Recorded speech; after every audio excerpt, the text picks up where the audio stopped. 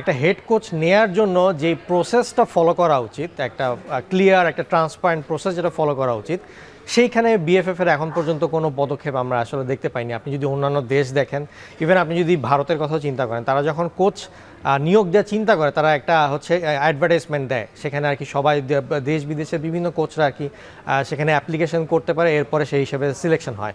কারণ একটা coach selection করা কিন্তু এত সহজ বিষয় না বাংলাদেশের ক্ষেত্রে। তার কারণ হচ্ছে যেখানে আপনার স্কোয়াডটা এখন যেই লেভেলে আছে সেই লেভেলে আপনার একটা হাই লেভেলের একটা কোচ লাগবে, আবার অত হাই লেভেলের কোচকে আপনি বেতন দিয়ে রাখতে পারবেন কিনা এটা আসলে আপনার চিন্তা করতে হবে। সো সেই হিসাবে বাংলাদেশে এরকম একটা হেড কোচ কোয়ালিফাইড এবং অ্যাট দ্য সেম টাইম বাজেটে ফিট করে এরকম একটা কোচকে পাওয়াটার যে উইন্ডোটা আসলে খুব কম, খুব কম সংখ্যক কোচই এরকম থাকবে।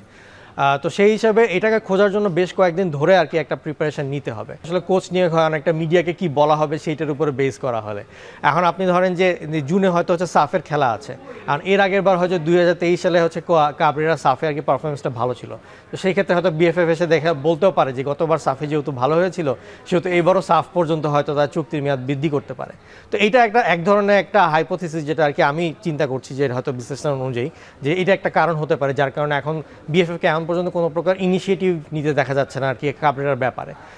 বাট আমার মতে এখন আমাদের স্কোয়াডের যে ডেপথ, যে এরকম কোয়ালিটি, এটাকে টপ লেভেলে নিতে গেলে আমাদের অবশ্যই একটা নতুন কোচ লাগবে যে কিনা তার এক্সপিরিয়েন্স এবং মোটিভেশন দিয়ে টিমটাকে অন্য জায়গায় নিয়ে যাবে। সেই জায়গায় বাফুফের আসলে অন্যান্য দেশের তুলনায় তাদের এই জায়গাটা আরেকটু বেশি নজরদারি বা আরেকটু বেশি পেশাদারিত্ব জায়গা সুযোগ আছে কিনা?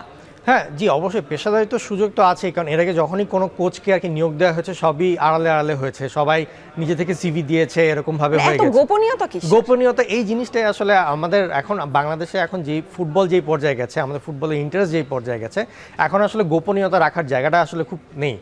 আগেকার দিনে যখন হয়তো ইন্টারনেট ছিল না, কমিউনিকেশনে এত ওয়ে ছিল না, তখন আপনি অনেক কিছু গোপন রাখতে পারতেন, কিন্তু এখন কিন্তু দেখা যায় যে খবর আসার আগেই বাইরে কিন্তু খবর ছড়িয়ে পড়ে।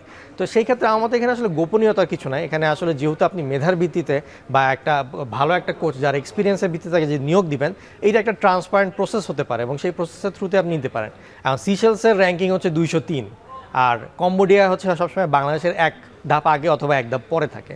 তো এছাড়া আপনি যদি দেখেন যে মালদ্বীপ আর ভুটান, এইগুলা কিন্তু সবসময় আমরা মোটামুটি জিতে থাকি। হ্যাঁ, ইন্ডিয়ার ক্ষেত্রে আপনি বলতে পারেন একটা ঐতিহাসিক জয়, বাট আপনাকে এই জিনিসটা খেয়াল রাখতে হবে যে ইন্ডিয়া যখন এসেছিল আমাদের এখানে নভেম্বরে, তখন কিন্তু ইন্ডিয়ারই মেইন যে 7টা প্লেয়ার তারা কিন্তু ক্লাব থেকে ছাড়পত্র পায়নি, যার কারণে কিন্তু সেই রকমভাবে ফুল স্কোয়াড কিন্তু সেভাবে ইন্ডিয়া আসেনি।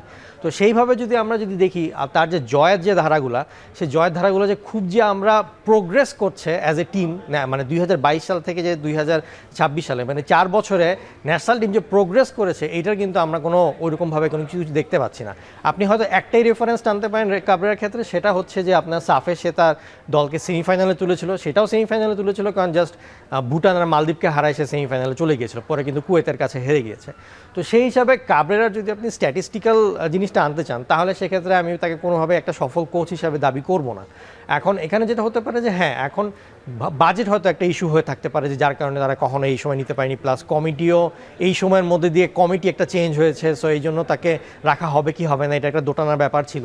বাট এখন this is the exact fine time to have a new coach for Bangladesh, এবং যেই কোচ কিনা এই টিমটাকে আর কি সলভ করে সামনে আগায় নিতে পারে না। তো আপনি দেখতে পাচ্ছেন যে আমরা নেপালের মতন টিমকে হামজা সমিত থাকার পর নেপালের মতন টিমের সাথে আমরা 2-2 গোলে ড্র করছি, ম্যাচ জিততে পারছি। হ্যাঁ, গোল শূন্য ড্র করেছি, প্লাস এবার ওইদিকে নিজেদের মাটিতে 2 গোল খেয়ে আবার ড্র করেছি। তো এইরকম লেভেলের প্লেয়ারদেরকে নিয়েও যদি আমরা ম্যাচ জিততে না পারি, তাহলে সেই ক্ষেত্রে পুরো ব্যাপারটাই কিন্তু হেড কোচের ট্যাকটিক্যাল অ্যানালাইসিস এবং তার understanding of the squad, management of the dressing room, এইসব জিনিসগুলো চলে আসে। এবং প্লেয়ার সিলেকশনের ক্ষেত্রে আমরা সবসময় দেখেছি সেটা প্রিলিমিনারি সিলেকশন হোক, সেটা বেস্ট 11 হোক, ইভেন ম্যাচের মধ্যে যে সাবস্টিটিউট করবে সেখানেও 5 মিনিট নষ্ট করে